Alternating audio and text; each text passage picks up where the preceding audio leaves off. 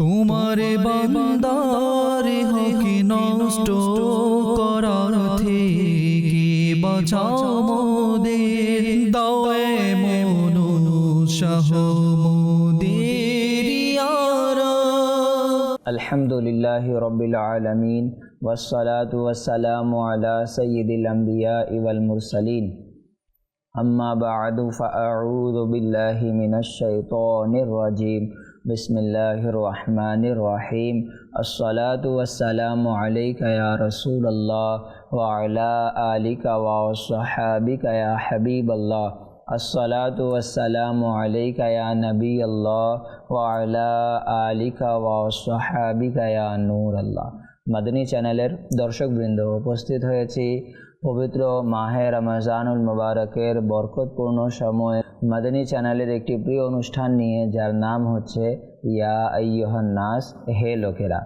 দেশে প্রবাসে যারা যেখান থেকে আমাদের এই অনুষ্ঠান দেখছেন, আপনাদের সবাইকে জানাই স্বাগতম, খুশ আমদিদ।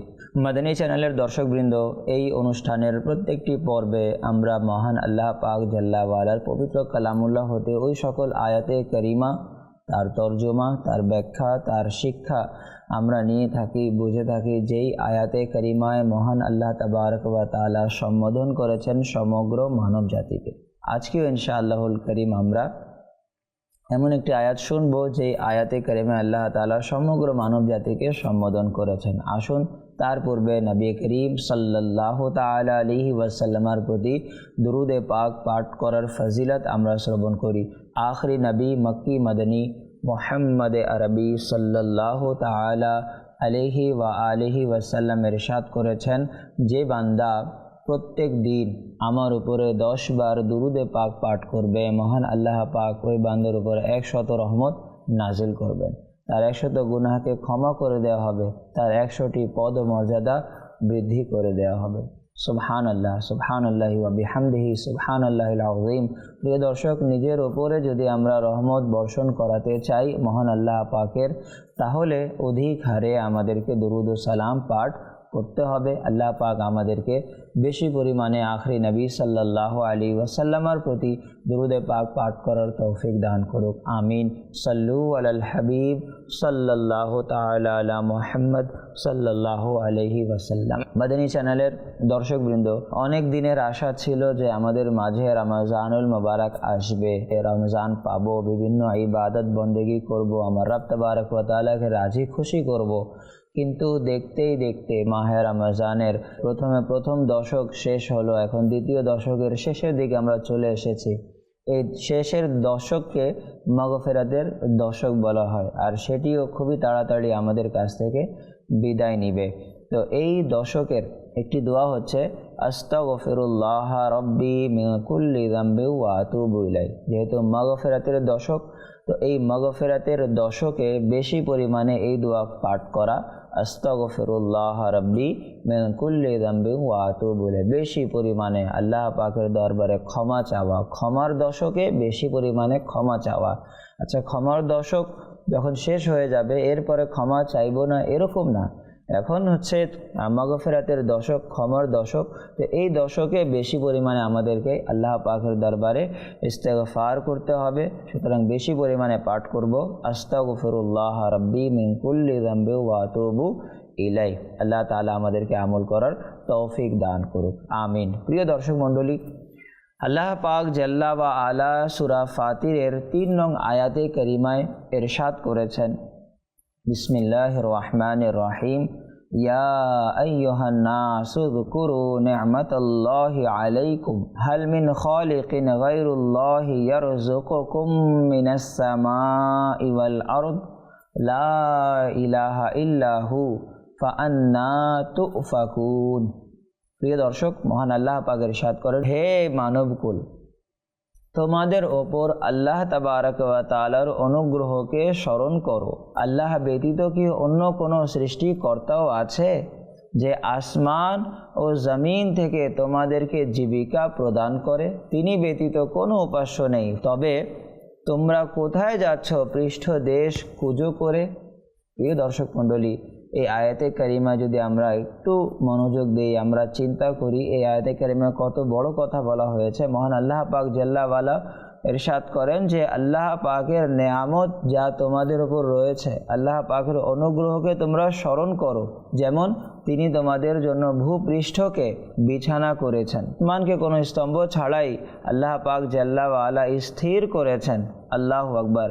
আপন পথ নির্দেশনা ও মানুষদেরকে হিদায়াতের পথে আনার জন্য মহান আল্লাহ করিম জাল্লা ওয়ালা আম্বিয়া ও মুরসালিন নবীগণদেরকে আল্লাহ পাক প্রেরণ করেছেন।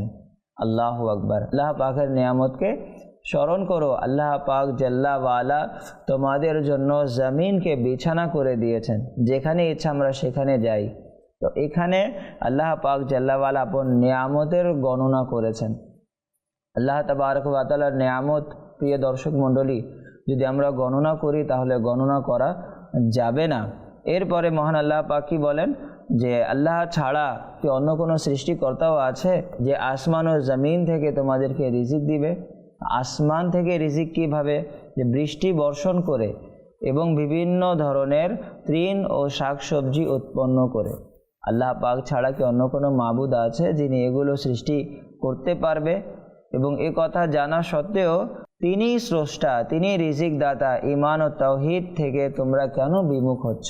আল্লাহ পাক জাল্লা ওয়ালা এই আয়াতে কারিমায় বলছেন যে আল্লাহ পাকই যেহেতু সকল কিছুর মালিক, আল্লাহ পাকই জমিন হতে শাকসবজি উৎপন্নকারী, আসমান হতে বৃষ্টি বর্ষণকারী, তো তোমরা কিভাবে অন্য কাউকে উপাস্য করবে? আল্লাহ ছাড়া কি কোনো উপাস্যের যোগ্যতা রাখে?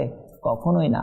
প্রিয় দর্শক মণ্ডলী, এই আয়াতে কারিমায় যদি আমরা গভীরভাবে মনোযোগ দেই, আমরা চিন্তা করি না, তাহলে প্রত্যেক বাক্যে আমাদের সব সময় সর্বদা মুখ থেকে বের হবে সুবহানাল্লাহ, সুবহানাল্লাহ, সুবহানাল্লাহ, আল্লাহু আকবার। কেন?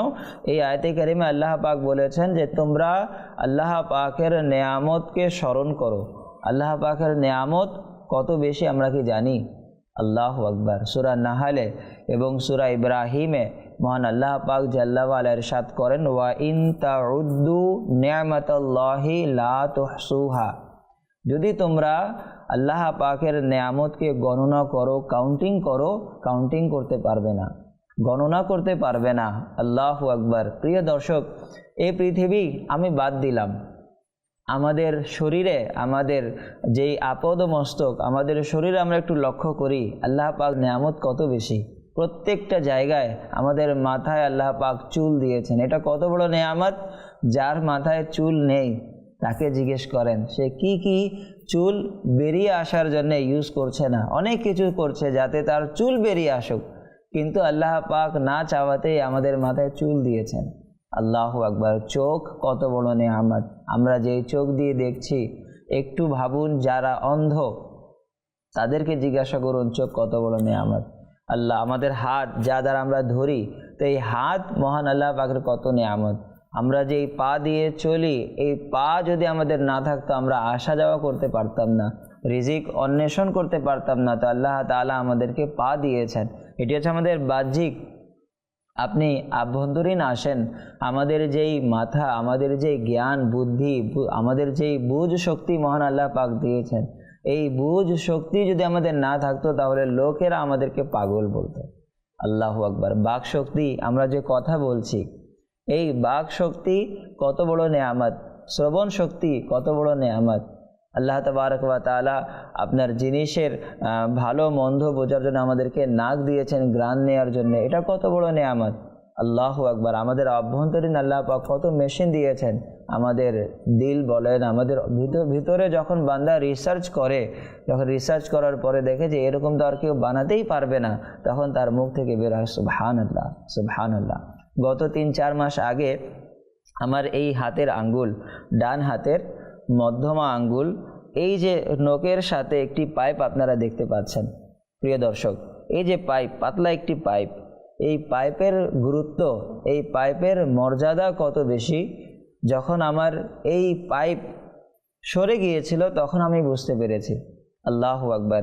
এই যে আপনি গোলাকার বৃত্ত দেখছেন, পাইপের মতন না, এই পাইপ যদি সরে যায় তাহলে আমাদের নখ স্থির থাকবে না। এখন আমাদের নখ স্থির কেন? এই নখকে স্থির রাখার জন্য মহান আল্লাহ করিম জাল্লাওয়ালা পাইপ দিয়েছেন একটি। দেখেন নখের সাথেই একটা পাইপের মতন আপনি পাবেন। তো এটি হচ্ছে আমাদের নখকে স্থির রাখার জন্য। যদি এই নখের পাইপটা যদি সরে নেওয়া হয়, আপনার আঙ্গুলের যেই নখটা এটা স্থির থাকবে না, লড়ে যাবে। তখন আমি বুঝতে পারলাম আল্লাহ এই ছোট একটি জিনিসে মহান আল্লাহ পাকের এত বড় নেয়ামত, যদি এই নেয়ামত না থাকতো, আমার নখ স্থির থাকতো না, আমার নখ সেটি সরে গেল, দ্বিতীয় নখ আল্লাহ পাক আবার দান করেছেন। তো চিন্তা করুন, এই ছোট জায়গায় এত বড় নেয়ামত যদি আল্লাহ পাক দিয়ে থাকেন, তো আমাদের শরীরে মহান আল্লাহ পাক জাল্লাওয়ালা কত কত নেয়ামত দান করেছেন। আল্লাহ আকবার। এরপরে আমরা অকৃতজ্ঞতা জ্ঞাপন করি, আমরা আল্লাহ পাকের শুকর আদায় করি না। প্রিয় দর্শক মণ্ডলী, ইমামে গজালি আলাইহি রহমতুল্লাহিল ওয়ালি ইহয়াউল উলুমে একটি উপমা দিয়ে আল্লাহ পাকের নেয়ামতকে বোঝানোর জন্য চেষ্টা করেছেন। যে তিনি বললেন, আল্লাহ পাকের নেয়ামত তো অসংখ্য, আমরা শুধু একটি উপমা দ্বারা বুঝতে পারবো যে আল্লাহ পাকের নেয়ামত কত বেশি। আমরা যদি আল্লাহ পাকের কোনো নেয়ামতকে পরিপূর্ণভাবে পর্যবেক্ষণ করি, তাহলে ওই নেয়ামত আমরা পরিপূর্ণভাবে গণনা করতে পারবো না। তিনি উদাহরণ দিলেন, এই গম, এই যে গম উৎপন্ন হচ্ছে, গম আল্লাহ পাক দিয়েছেন, গম বান্দার খাবার জন্যে। এখন বান্দা যদি খেয়ে নিত আর কৃষি কাজ করতো না, তাহলে এই গম আবার উৎপন্ন হতো কিভাবে? তো আল্লাহ তাবারক ওয়া তাআলা কৃষি কাজ করার হুকুম দিলেন, বিভিন্ন জীবিকা অন্বেষণ করার হুকুম দিলেন। তখন বান্দা এই গম কি করে? গম গিয়ে আপনার মাটিতে বীজ বপন করে, তাই না?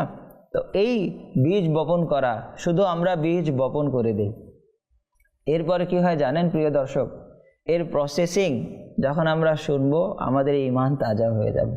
আল্লাহু আকবার। এই যে বীজ বপন করা, বীজ বপন করতে হবে কোন জমিনে? যেই জমিন শক্ত না, নরম, এবং যেই জমিনে পানি থাকে, ওই জমিনের মধ্যে আপনার এই বীজটা আপনার বপন করতে হবে। আচ্ছা, আমরা করে চলে আসলাম, এরপর এর প্রসেসিংটা কি? আল্লাহ তাবারক ওয়া তাআলা ওই জায়গায় বাতাস লাগবে, হাওয়া লাগবে। কিভাবে আল্লাহ পাক এই হাওয়াটা বের করেন? বিভিন্ন জায়গায় ঝড় আসে, তুফান আসে, এই তুফানের মাধ্যমে বাতাসের সৃষ্টি, তখন তুফান এসে জমিনের ভিতরে ঢুকে যায়। তো ওই যে গমের যে বীজ, যেই বীজকে হাওয়া বাতাস প্রয়োজন ছিল, আল্লাহ পাক ওই হাওয়া বাতাস তাকে ওই জায়গায় পৌঁছানোর জন্য আল্লাহ পাক ঝড় সৃষ্টি করেছেন।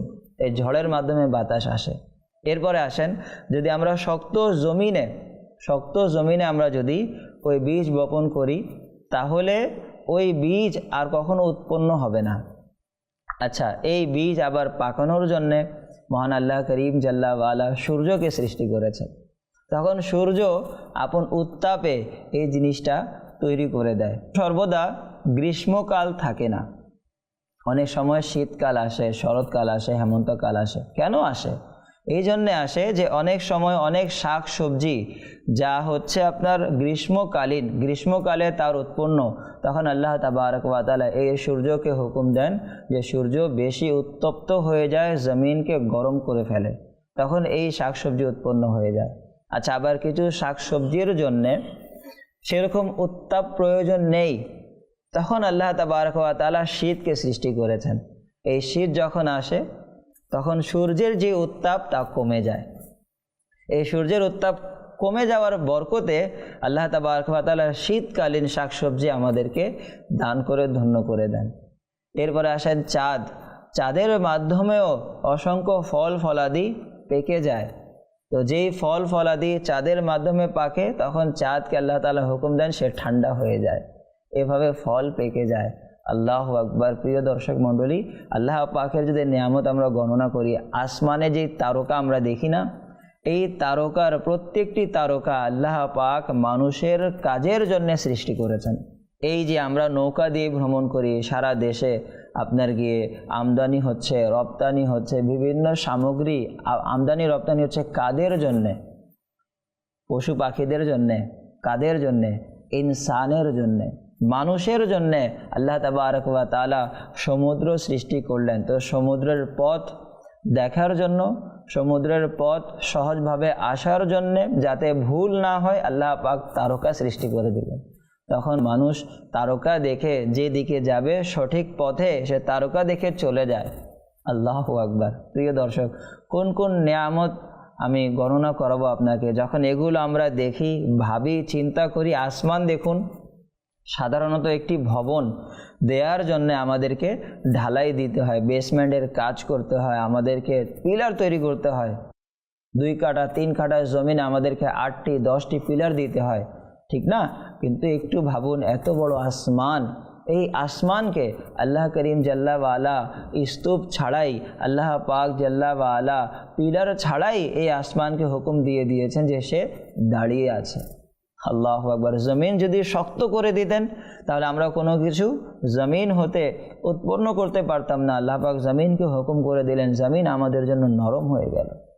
আর কোন কোন নিয়ামত আমরা গণনা করব প্রিয় দর্শক মণ্ডলী। এই জন্যে মহান আল্লাহ পাক জাল্লা ওয়ালা ইরশাদ করেন, ওয়াইন তাউদ্দু নি'মাতাল্লাহি লা তুহসুহা, যদি তোমরা আল্লাহ পাকের নিয়ামতকে গণনা করো তো আল্লাহ পাকের নিয়ামতকে গণনা করতে পারবে না। আল্লাহ পাক জাল্লা ওয়ালা সূরা রহমানে বলেন, ফাবি আইয়ি আলাই রাব্বিকুমা তুকাযযিবান, তোমরা আল্লাহ পাক জাল্লা ওয়ালার কোন কোন নিয়ামতকে অস্বীকার করবে হে মানব ও জিন জাতি। তো প্রিয় দর্শক, এগুলো নেয়ামত, সারা পৃথিবী পুরো জিনিস আল্লাহ পাক সৃষ্টি করেছেন শুধুমাত্র মানুষের উপকারিতার জন্য। তো এত কিছু যদি আল্লাহ পাক জাল্লা ওয়ালা আমাদের জন্য সৃষ্টি করে থাকেন, তাহলে আমরা কেনই বা সেই মহান রব তাবারক ওয়া তাআলার উপাস্য ছাড়া অন্য কারো উপাস্য করব? সেই জন্য আল্লাহ পাক বলেন, লা ইলাহা ইল্লাহু, আল্লাহ ছাড়া কোনো উপাস্য নেই। ফা আন্না তুফাকুন, তো তোমরা কোথায় যাচ্ছ পৃষ্ঠদেশ কুজো করে? অনেকে আছে যারা ঈমান আনেনি, অনেকে আছে যারা আল্লাহ পাককে ইবাদত করে না, আল্লাহ পাককে খোদা মানে না। তো আল্লাহ পাক তাদেরকে উদ্দেশ্য করে বলেন, লা ইলাহা ইল্লাহু, এই সকল কিছুর সৃষ্টিকর্তা হচ্ছে শুধুমাত্র মহান আল্লাহ তাবারক ওয়া তাআলা। লা ইলাহা ইল্লাহু, আল্লাহ ছাড়া কোনো উপাস্য নেই। ফান্না তুফাকুন, তো তোমরা কোথায় যাচ্ছ পৃষ্ঠদেশ কুজো করে? আল্লাহ পাককে ছেড়ে অন্যের কাছে সিজদা করতে, আল্লাহ পাককে ছাড়া অন্যের কাছে পূজা করতে, মাআযাল্লাহ। এই নেয়ামতগুলোর শুকর আদায় করতে হবে আমাদের। প্রত্যেকটা শ্বাস নিঃশ্বাস হচ্ছে আমাদের জন্য গনিমত, প্রত্যেকটা নেয়ামত আমাদের জন্য গনিমত। এতগুলো নেয়ামত ভক্ষণ করার পরে, এতগুলো জিনিস আমাদের থাকার পরেও আমরা আল্লাহ পাকের কাছে আমরা কান্নাকাটি করি, এত কিছু দেওয়ার পরেও আমরা চেষ্টা করি, আমরা চিন্তায় থাকি, আমাদের শান্তি নেই, আমরা পেরেশানিতে থাকি। আরে পেরেশানি পেরেশানি পেরেশানি। প্রিয় দর্শক মণ্ডলী, এত কিছু দেওয়ার পরেও আমাদের পেরেশানি। কখনো তো একটু শুকর আদায় করি, কখনো তো 2 রাকাত নফল আদায় করে আল্লাহ পাকের শুকর আদায় করি। মওলা তোমার শুকর, তুমি আমাকে আমার শরীর মোবারক, যদি কোনো বান্দার কোনো কিছুই না থাকে প্রিয় দর্শক, কোনো কিছুই নেই, শুধুমাত্র সেই বান্দা তার আপাদ মস্তক সহি সালামতে আছে, তো এই জিনিসটা কত বড় নেয়ামত আমরা কি কখনো কল্পনা করেছি?